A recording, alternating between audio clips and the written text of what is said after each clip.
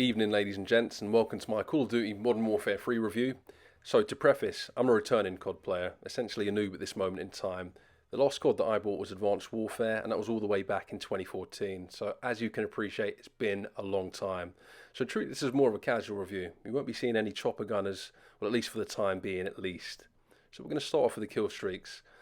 You've got access to 22 different kill streaks, which, as the name suggests, you're rewarded for getting consecutive kills. You can alternatively switch to score streaks, in which you're rewarded streaks for gaining the specified score within your current life.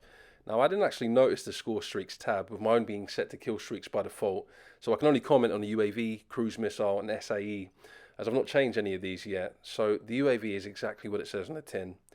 Being able to see the opposing team on your radar. The cruise missile deploys a missile at the enemy with the potential to kill multiple individuals. So think of this as the Predator missile in the old school MW2, if you're familiar. And finally, the SAE, which lets you highlight 3 areas on the map to launch an airstrike. I would recommend going for score streaks, as you're rewarded for playing the objective, but this is all going to come down to your own personal preference. So, moving on to guns, you've got a wide variety to choose from, consisting of assault rifles, battle rifles, SMGs, shotguns, LMGs, marksman rifles, sniper rifles, and melee weapons. And yes, that was an absolute mouthful. So I won't go into too much detail with these, as these are again going to come down to your own preference. But some guns are subjectively better than others. You know, I've used the SVA 545 and the Striker to begin with. Honestly, I've had absolutely no luck with those. They were just lowering my KD, and I was just getting poor games with them. But I have had success with the MTZ 556, which you do unlock relatively early on. So I'd recommend giving that a try, seeing if it works for you. You can also customize your weapons, add a variety of different attachments like scopes, muzzles, and stocks. They all change how your gun performs in a battlefield. So there are several guides on YouTube that show meta builds and different setups. So if you're looking for a certain build or setup, you're definitely going to be able to find one on YouTube. So perks, of which there are 18, with 3 different slots that they can be placed into. So now you can't just put any perk into each slot. They're essentially predefined, if that makes sense. Some of the perks can be unlocked via natural progression of your rank, but the majority of them need to be unlocked via the armory, which you will get access to at level 25. So I'm currently running the default perks. I need to work on my builds, but Ghost TV Camo is what I'm currently working for, what I'm currently working to unlock, essentially. For me, it's always been a must-have the way I play every COD. It essentially removes your red dot on the minimap whilst the UAV is up, and you're moving, so you can't just camp. If you are camping by a head glitch, the enemy team will still see you, and most likely be moving in your direction with extremely bad intentions. So let's take a look at the maps. I'm going to keep this one short again. They're all from the original MW2, which is one of my favourite CODs. I think they're great and a nice touch that they've all returned. Although, I hate Rust. I've always hated Rust. It's like Marmite. Some people love it, some people hate it. For me, it just lowers my KD, and I just have a bad time. I pretty much feel like I spawn already dead. I'm pretty sure there's several of you that do the absolute business on Rust. You get to the top of the central structure and start firing at noobs like me as soon as we spawn in. So that's where we'll leave that. Match types. There's several playlists that you can jump straight into. There's also a quick play function that lets you filter what types of game modes that you want to play. I'm not going to go into detail on these, as again, you're noticing a trend here, as I'm an old school TDM guy with an occasional domination game. So I did used to enjoy Ground War back in the day, which is 32 versus 32, so I'll be checking that out soon. This is handy for those individuals that just don't like specific game modes, like for example Hardpoint, Kill Confirmed. If there are specific game modes that you like to stick to, you can just filter those on the playlist, and you'll only be brought in, matchmaking will only bring you into those lobbies, if that makes sense. So by now, you're probably sitting here thinking, okay, all of that stuff sounds good, but what about the gameplay? How does it play? So straight up, I'm enjoying the game, but I do have some issues. The gunplay does feel smooth, and there's nothing more enjoyable than going on a streak, getting your kill streaks, and mowing down everyone in your path. Or even getting placed in regular lobbies where the players in the opponent team, they're totally cracked. G Fuel, they've had their G Fuel, they've got their Doritos out, and they're ready to go.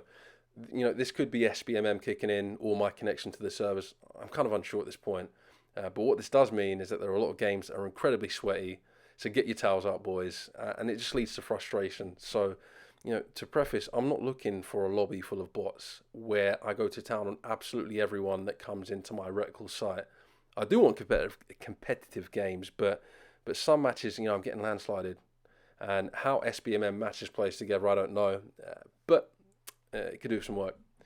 I've also found myself getting placed in matches that are already underway. where the team is just getting annihilated. They're just getting absolutely landslided. I have absolutely zero intention of being meat to the grinder. So when this happens, admittedly, I just back out and ready up for a new game.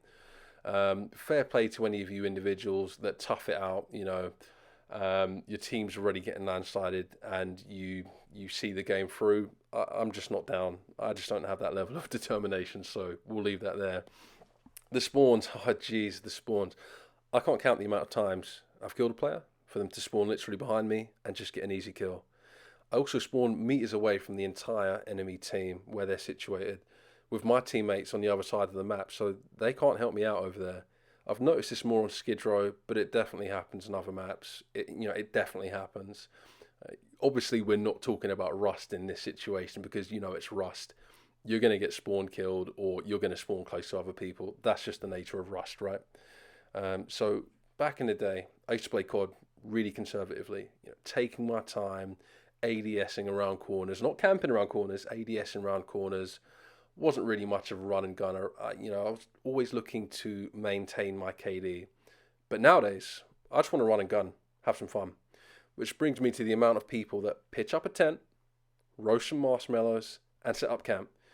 The amount of people in TDM that literally pick a spot in the map and ADS is hilarious. Honestly, you'd think their gaming chairs were being held for ransom as to how campy they're playing. And just to be clear, I'm not talking about people. I'm talking about people that will not move from a spot. They're happy to go negative just to get a few campy kills. But I think we can all agree there's nothing more satisfying than killing a tent lord. GG's. My main gripe with the gunplay, though, is when you shoot first and you die first. What is that? This could be connection based, but this happens a lot, and it's straight up annoying. This could be a skill issue on my end. Am I not hitting the individual enough times? I don't know, but it's annoying. So let me know if you experience this as well. With all that to the side, with all that I've said, and I have listed a few negative points, I'm still enjoying the game, and it can be a lot of fun. The game has potential to be great, and it does a lot right, but equally it does get some core parts wrong. Would I recommend Modern Warfare 3? The answer to that is a straight yes, with a but. If you love COD, or you're looking for an alternative FPS, or you're new into FPSs, then just go ahead and pick this up. But, I'd consider waiting a few weeks as we're approaching Black Friday, holiday period, the Christmas period, so I'm almost certain that this is going to go on offer at some point or be discounted.